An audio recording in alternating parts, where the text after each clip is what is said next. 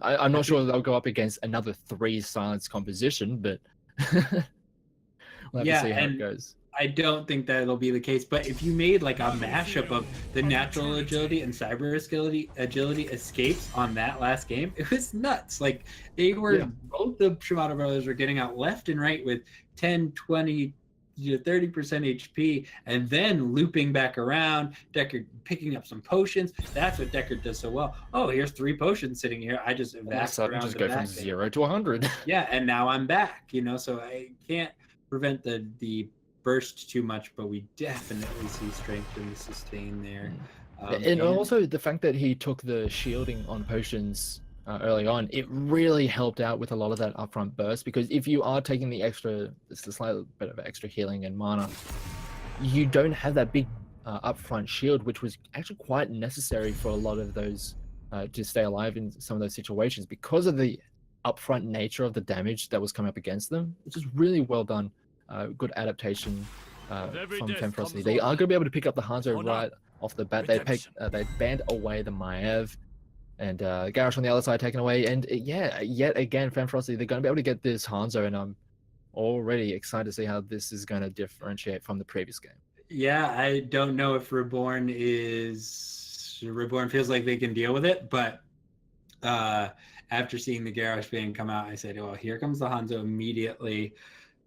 I would like to see a Genji picked up in this one too. I think it's a strong counter pick. I think after seeing the last game, you also want to take it away from Steph. Genji mouth.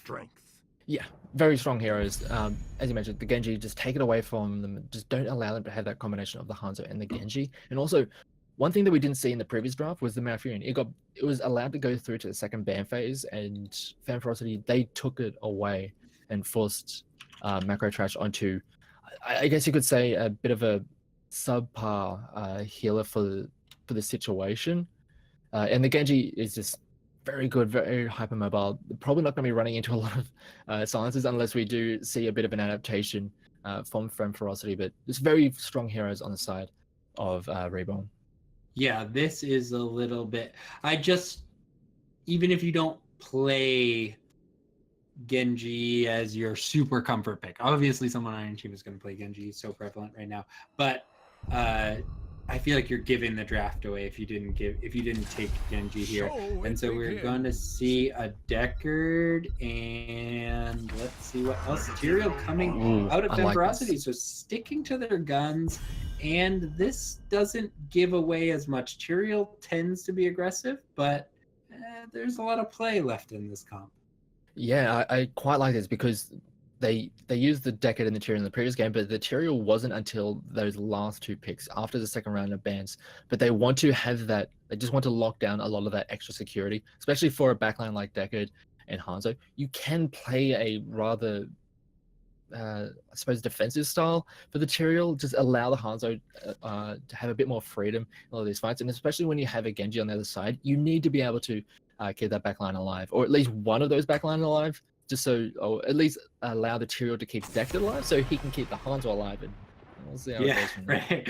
Yeah, it goes right down the food chain of survivability. So yeah, I'm hoping that they're playing Tyrael more to, I'm hoping that they're putting the Tyrael out there as sort of a faux signal of aggression, and then are backing off with this team comp a little bit. Maybe Tyrael's the solo laner. I'm not really certain about that, but as a defensive tool, like you said.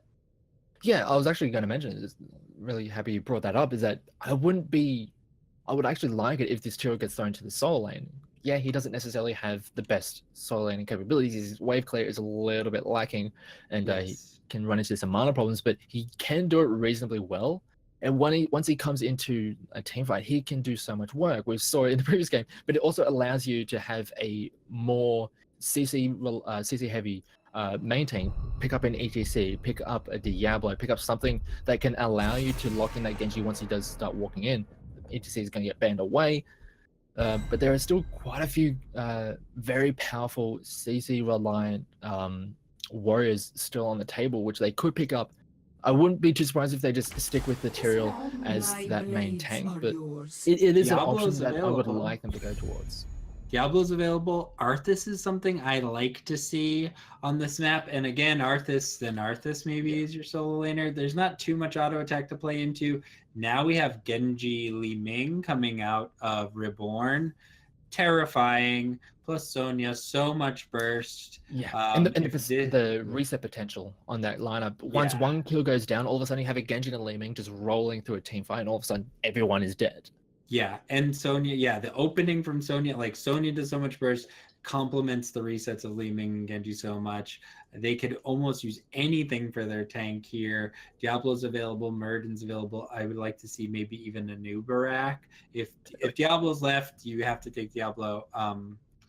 So that makes me think FemmeFerocity should be maybe. I feel as though they need unless at they have least some something crowd else. control, because Yeah, I agree. we might be having the Tyrael as the main tank, but I feel as though if you were doing that, you need some crowd control in that solo lane. You do have the Thrall, and it's actually going to be the Grey Man, so they do have a little bit of crowd control with the Thrall, with the Wolves, and also either of his heroics. The Earthquake can help out in stunting a lot of the movement in those team fights, or just the Sundering just blast them straight in the head Yeah, at I'm those not team fights. sure which one he would be going here. Earthquake they both seem to have a lot of value, but basically saying like, okay, you want to play like the let's get bursty game, like let's do it. These are both just throwdown comps, and I love it.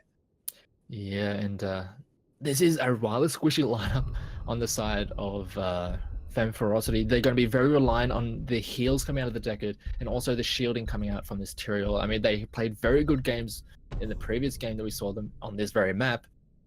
So I have a lot of faith that they're going to be able to navigate these fights very well, but it's a different lineup that they're going up against. They've got less silences, but more control, I guess, in these fights.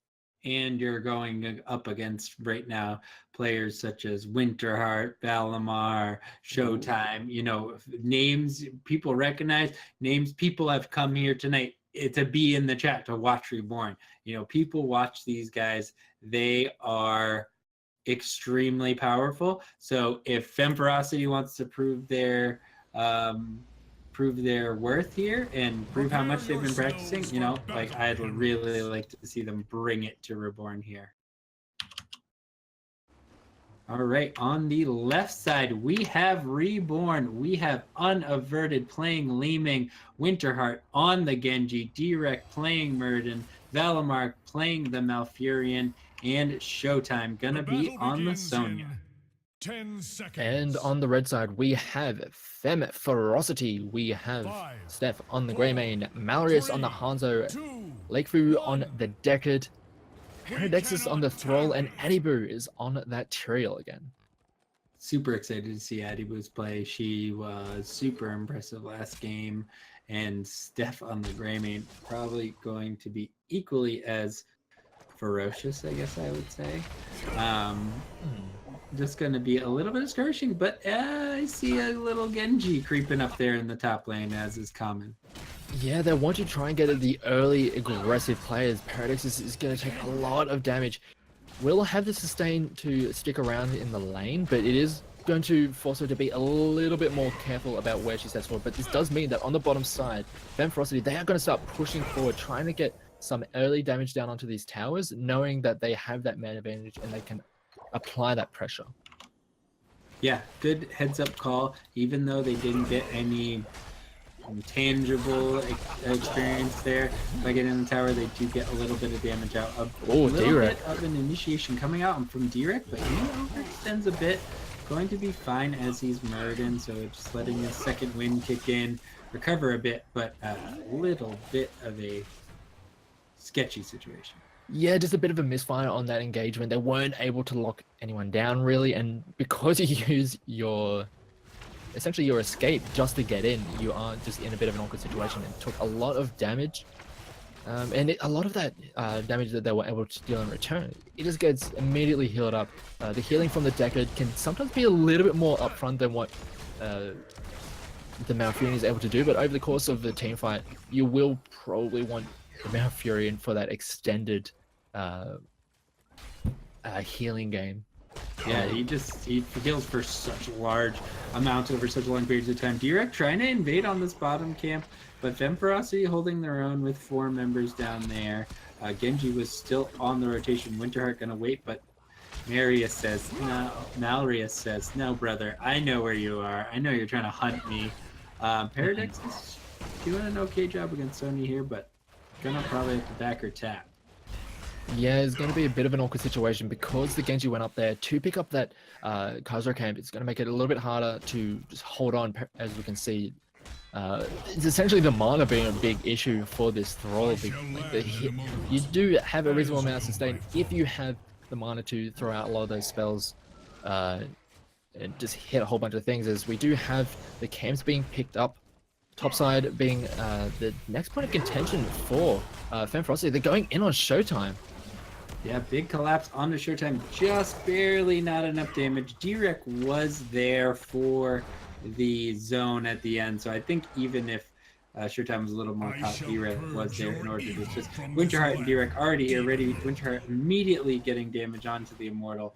Just trying to get ahead, because something we understated, I think, in the draft is the race from the FemmeFerocity girls is absolutely to the walls, but Mallory is taking so much damage. Oh, the shielding! The shield's coming out, but Direct managing to finish her off. But Direct might pay with his own life in order to secure that kill. Steph flipping in Eyes in the Dark, and Murden does pay with his own life. Incredible play by Lakifu, just having the potion there and saving Malrius just enough in order to get the counter kill. Winterheart's not taking a lot of damage, but moving in on Adibu. Adibu gonna disengage with Eldruin's might. Yeah, and we're looking at the potential race on both these sides. Yeah, you got a decent amount of damage on the side of Reborne, but what we have for FemmeFerocity is just a little bit stronger to rush this down. And again, Reborn are going to recognize this, and they're going to start putting up the defense. Paradoxus is going to take a bit of damage, gets locked down a little bit, but is going to be able to walk away. But here we have yet again just this poke coming in from the Hanzo. And it needs to happen at some point, an engagement, as they do get the lockdown onto Paradoxus, and he is going to be the first one to go down. They are able to lock that one down, but they aren't able to stop them from taking down this Immortal. They do get an extra kill, just a little bit far forward from the Greymane, and also Anibu on this Tyrael. A bit of a uncharacteristically unnecessary aggressive play coming out from FemmeFerocity. I think FemmeFerocity was positioning for a fight there, and it was just unfortunate that Thrall's positioning got kicked off a little bit. Then the chain CC, I think it was a Murd and Stormbolt into the boss then, just spelled her doom. And I was just about to make a point about how she's been doing a very good job. Paradoxus of taking a lot of damage, but never really quite getting ganked. So a little bit of a misstep. Then afterwards, their positioning was just too aggressive, right? So a little bit of punish coming out, but they should be able to clean this Immortal up fairly quickly. I think definitely before the fort falls, just with their amount of PvE damage. Yeah, they have to be a little bit careful about where they stand though. They are down a level, and not necessarily where you want to be when you're trying to defend. And if Derek is going to be stepping forward, it forces Marius to be a little bit more aware of his positioning. They do get the lockdown onto Steph. Does manage to get out of there with the healing, but it does mean that they are going to be able to grab this fort. Yeah, they did actually manage to force the fort, and that was really just good play by Direk and Winterheart, knowing that the pressure on the Steph was enough to make her stop attacking the Immortal, because essentially Greymane is the one that's chunking that Immortal, you know, that hard. So especially because they were not level 7 yet, they did not have the Never Outmatched on the Hanzo, so she wasn't able to get all of those scanner arrows out very quickly and efficiently, and able to take deal an incredible amount of damage to the Immortals. So it just allowed it to stay around a little bit longer, and we're already seeing just a little bit over a level lead in favor of Reborn. We saw in the previous game, FemmeFerocity were kind of okay playing from a deficit. I have to see if they're going to be able to do it this time, because this is probably going to be arguably a stronger opposition. They have to be a bit more careful with how they do it. Yeah, they got to be a bit more careful, and Reborn is not going to be a team that gets punished as readily. They're going to be playing more careful. Winterheart is extremely effective on this Genji. That being said, we do complete the Thrall and the Hanzo Scatter Arrow quest, So a little bit of a power spike, pre-10 for FemmeFerocity, maybe looking to force a fight before this 10 power spike comes in for Reborne. That being said, this is going to be a straight 4v4. Steph moving in onto Unaverted, a little bit of a bait, I believe, and a straight punishment coming out onto Greymane. Yeah, just a bit far forward, but over aggressive there from Steph. We saw with her Genji player wanting to start really forward and then Swiss Strike back into the team. Doesn't necessarily have those extra mobility tools on the Greymane. We're seeing that she's getting punished by it. Yeah, and I really feel like it was Li Ming stepping forward on purpose and showing, and that Steph had that very quick reaction, which can be beneficial if you get the kill, but it was just too much. D-Rec was ready for it, and the punishment came right out. Yeah, and we're seeing right now the amount of damage coming in onto that red Immortal, and yeah, Reborne is going to have a pretty strong Immortal coming in to the structures of FemmeFerocity. They can't really defend all that well yet. Again, it's going to be very good race positioning for Reborne. They're going to be able to just clean that up rather quickly. They're trying to, FemmeFerocity are trying to just take out as much of the shield as possible, and they take it down half, which is massive. They were able to do that much damage in such a quick amount of time. Just Reborne tried to min-max that situation and get as much possible out of the map, but it did mean that they lost an incredible amount of shielding onto that Immortal. D-Rec extremely aggressive here, coming in with the Stormbar on the Malrius. Malrius managed to jump over the fort, getting a bit of safety. Now can they get the punish onto D-Rec? Adibu wishing she had the Holy Ground like last game to zone off that choke. D-Rec missing the Stormbolt and Showtime missing the Spear. So now the team of Reborn a bit far forward, missing some abilities, but there's no heroic still from FemmeFerocity. This is so difficult. This is what's so difficult about a 2-lane map. There's not enough soak. Paradox is in the top lane. She's trying to get the 10-10s now coming in. Paradox is going to be backing up, but people already falling. Yeah, and this is just, it's in time for them to be able to hold on to the game, but it looks like they're going to lose a lot of structures in the meantime as D-Rec takes a lot of damage. Stay a while and listen, does get landed onto the Genji, but they're not going to be able to follow up very efficiently as they try to get the Earthquake. It does go in, but they're just going to get demolished. In the meantime, as Thor is going to be the first one to fall in this fight. A good Twilight Dream silences 2 of those front liners, with Steph going to be the next one to go down. D-Rec did drop very low. It was a reasonable start to the fight for FemmeFerocity, but they were just not able to stick around. Just good control coming out of Reborne, and the previous game was a bit of a long one. It took a while to get through. It took about 4 Immortals for the game to finish off, but all it took was 2 for Reborne, and they just shove it into the face of FemmeFerocity, and they take this game.